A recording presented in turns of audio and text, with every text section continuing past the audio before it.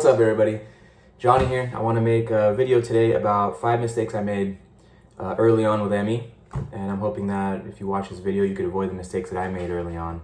I've had this illness for a long time and there's a lot of struggles in the beginning, throughout the whole process, but really mostly in the beginning is where you're lost and making a lot of mistakes. I'm hoping you can avoid the mistakes that I made and have a smoother journey than I had and have had.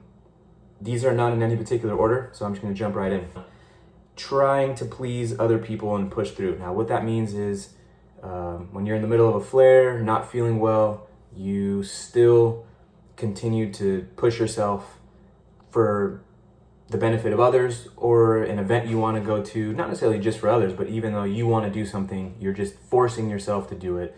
And that really comes at the expense of your health and your body. Listen to your body. Don't try to push through for other people. Don't try to please other people. I don't like letting people down, so I would push through a lot, and that cost me a lot of pain, a lot of suffering, a lot of sick days and nights because of that. Post-exertional malaise is a big deal in this illness. If you don't know about it, learn about it. You probably felt it already, but that's a big one. And I hope that you guys can learn to listen to your body and put that first. Prioritize your health first. That takes a while. Number 2, diet. In the US, at least, everyone thinks they eat healthy. Most of us don't. What we consider to be healthy is usually not.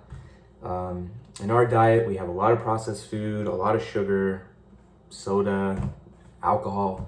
You have to get with your doctor or do the research yourself. Get your diet as healthy as possible.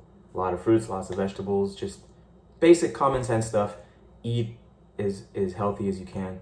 Sugar, I don't know about you guys, but that destroys me. You gotta cut that out. That's a big one. I learned that the hard way, and I would consume all kinds of sugar and didn't know what it was doing to me. Once I cut it out, I felt so much better, and I really wish I had learned that a lot earlier.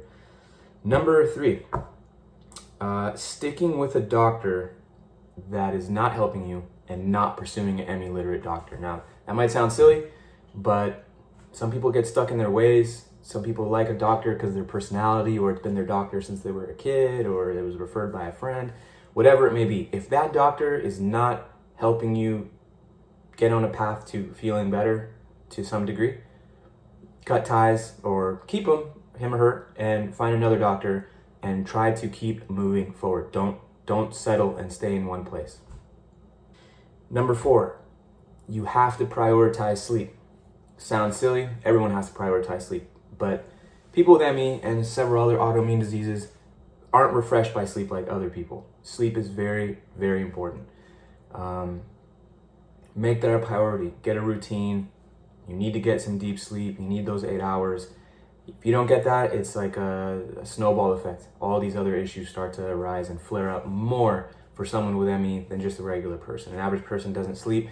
Maybe they get lethargic throughout the day. Their memory's a little different. They're a little drowsy. With ME, it's a disaster. So prioritize sleep. It's a big one. I didn't do that either. I didn't do any of these things early on. Last but not least, focus on what you can do instead of what you can no longer do.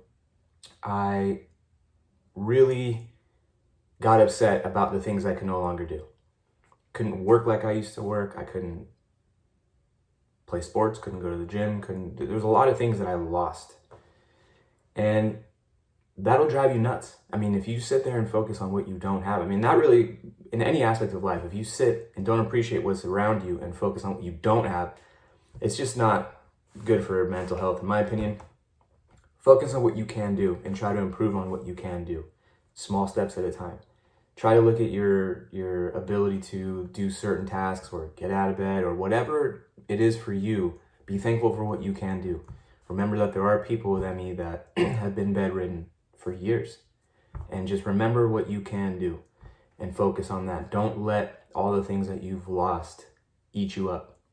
You add that with these other things that I mentioned and it's a recipe for disaster. It was for me. So I'm hoping that this video can help you avoid those things.